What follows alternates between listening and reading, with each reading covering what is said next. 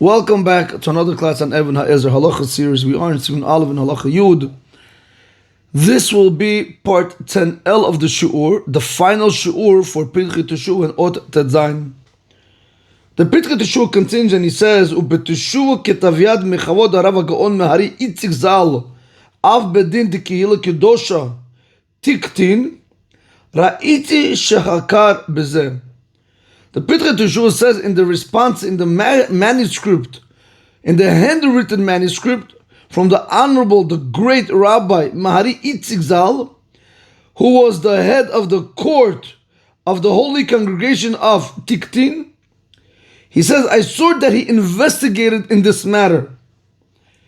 Be'eze geder shtut dibru lahatir kan. In what category of a deranged woman did they speak over here to allow the guy to get remarried to a second wife? Ve'hala, and he concluded, the be'inyan zeh, that in this matter, bevadai yochlim l'smoch al dat Rambam. For sure we are able to go ahead and rely on the opinion of the Rambam in Perek Tet Me'idud Halacha Tet, she'evia Beit Yosef b'Siman Kuf Chav Aleph, that the Beit Yosef wrote down in Siman 121, the lav davka be'otam simanim shehuzkuru b'shas, not necessarily those signs that was brought down in Masechet Chagiga in Daf Gimel Amud Bet till Daf Dalet Amud Aleph, Ela rather hu adin shar devarim ma sheoseh derech shtut, also other things that if she's going to go ahead and do not in the normal way. V'davar zeh talui lefi ra'ut enei bedin, and this thing is really dependent based off what the court sees. They're the ones that have to see what's considered to be a woman that's acting in a deranged way. Before we do continue, what is the Pitchei Teshuva telling us over here? He said that Arav Gaon Mahari Itzik Zatzal, he went and he wanted to explain what's considered to be, or basically what category of shtut, of a deranged woman, does the wife have to be in order to allow him to get remarried to another woman? What's considered to be a deranged woman? Now we saw many cases. So let's just try to say it like this. You have partially deranged, you have also completely deranged. So you would have thought maybe in a completely deranged case, only then are we going to allow you. But partially deranged case, maybe not. Comes Mahari Itzik Zatzal and he tells you no. Even the ones that are not mentioned in Shas throughout the Talmud, even those signs that make a woman deranged, even those that are not mentioned in Shas, if she behaves in an abnormal way, we're going to tell you, we're going to place her under the umbrella of a deranged woman, and the husband is able to go ahead and get remarried to a second wife. So let's see that one more time. I saw that he investigated in this. In what category of a deranged woman did they speak over here to be able to allow the guy to get remarried to a second wife? And he concluded that in this matter, for sure we are able to rely on the opinion of the Rambam, Beit Yosef b'Siman Kuf Chav Aleph, that the Beit Yosef brought down in Siman Kuf Chav Aleph. This is what he said. The lav davka be'otam simanim shehuzkuru b'shas. Not necessarily those signs where the Gemara has mentioned what makes a woman a deranged woman. Not only those signs, then you can say that he's able to get remarried to a second woman. Ela rather, hu hadin, the same halacha is going to apply. Shar devarim ma sheoseh derech shtut. Are the things that she's doing through a not normal way. And this is dependent through the eyes of the court.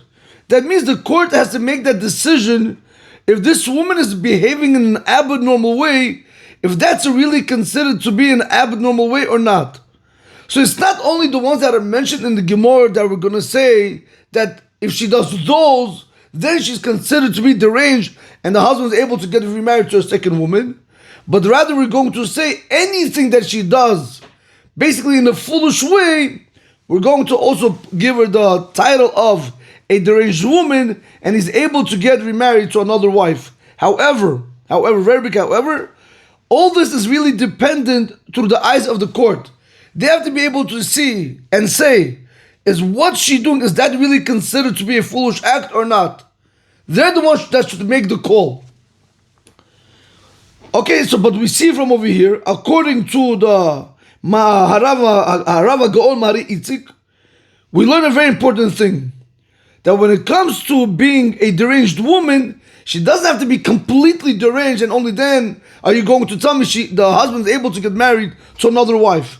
But rather you can say even like this, that anything that she does which looks foolish in the eyes of the court, we're going to tell you she's considered to be a deranged woman, even if it's partially, but that's the novelty. Then we're going to be able to give the husband the green light to be able to marry another woman on top of his original wife, who now is labeled deranged.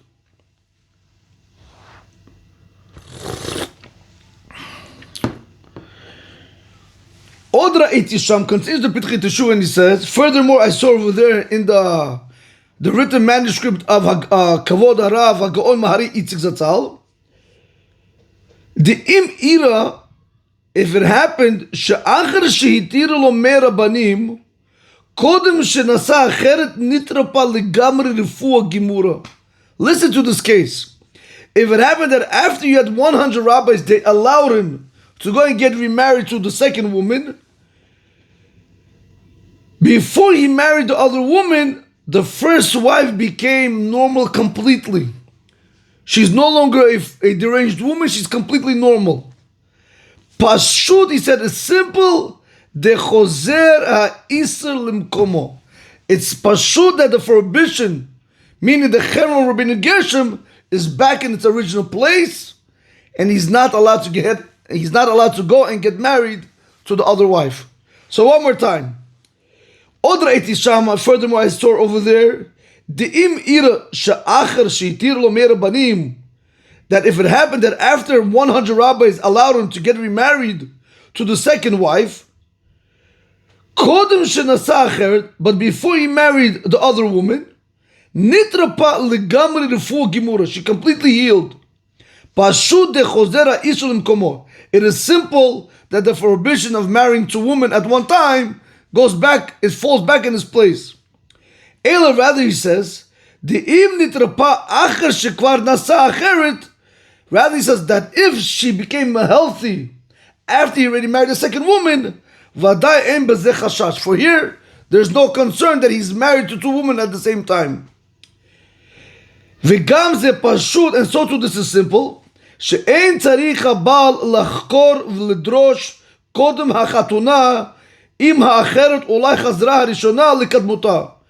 Also, the husband does not need to go now and investigate and to seek out before his marriage if the other wife, the deranged wife, maybe she returned back to her original state. Maybe she's healthy again. Why? Because as long as he went out with permission, meaning as long as 100 Rabbanim gave him permission to get married, we're going to tell him he's completely out. He's allowed to go ahead and get married, and he doesn't have to investigate the matter.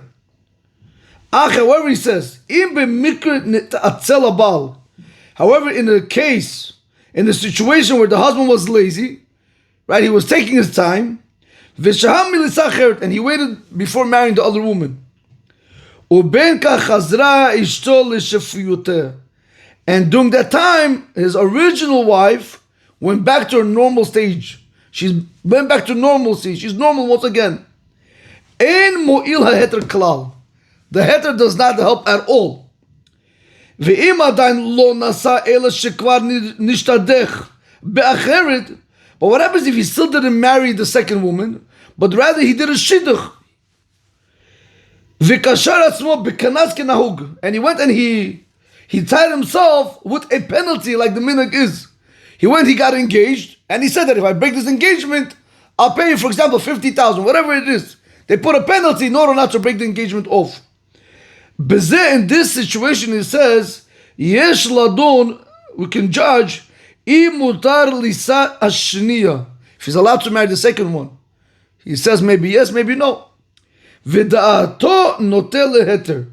The Pitchei Teshuvah says the opinion of Hagaon, Harav, Mahari Itzig is to tilt to allow him to go ahead and get married because he's already in the engagement and plus he put a penalty for himself. V'am b'Yordei Siman Reish Chavchet Seif Mem Gimel b'Hagai. He says look into Yordei Siman Reish Chavchet Seif Mem Gimel in the Ramah over there. So Rabotai, we have over here a few points. Again, we're concluding with this Bezrat Hashem. Very, very nice piece, Rabotai. You should know it was a very, very long Pitchei Teshuvah. But I want you guys to pay close attention. Well, it's about 12, 13 shiurim. I'm not really sure how many now. On the Pitchei Teshuvah alone. But you know, when you began it, did you ask yourself, wow, it's a lot, it's big, maybe it's not possible, maybe it's not doable? If you think like that, it's a very big problem. Rabotai, our Chazal tell us, a person who looks ahead and says, wow, there's a lot to accomplish, he's called a shoteh, he's called a fool. A person who looks back and says, wow, I accomplished one line, I finished one paragraph, I did one page, he's called a chacham. You don't look forward how much you have to do. You look back how much you have accomplished, because when looking back, it gives you that koach, that strength to continue more.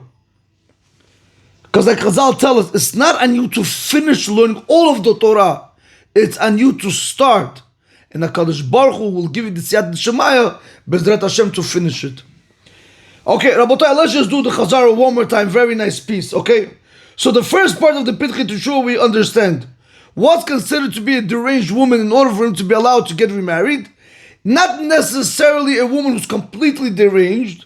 She could even be partially deranged. And not necessarily the signs that the Gemara gave us, in that case, can she get married? But rather anything that the court sees, that when they see that the woman is behaving in an abnormal way, they can label her as a shotah, and the husband is able to go ahead and get remarried, which is a very, very big leniency. One more time.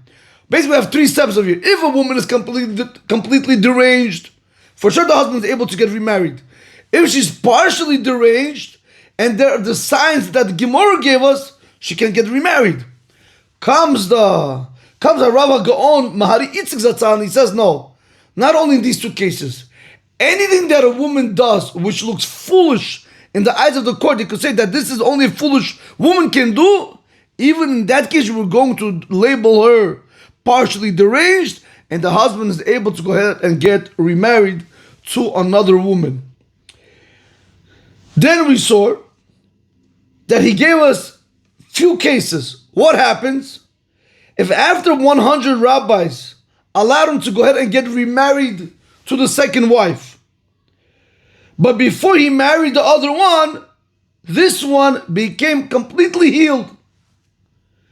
He said in this first case, it's simple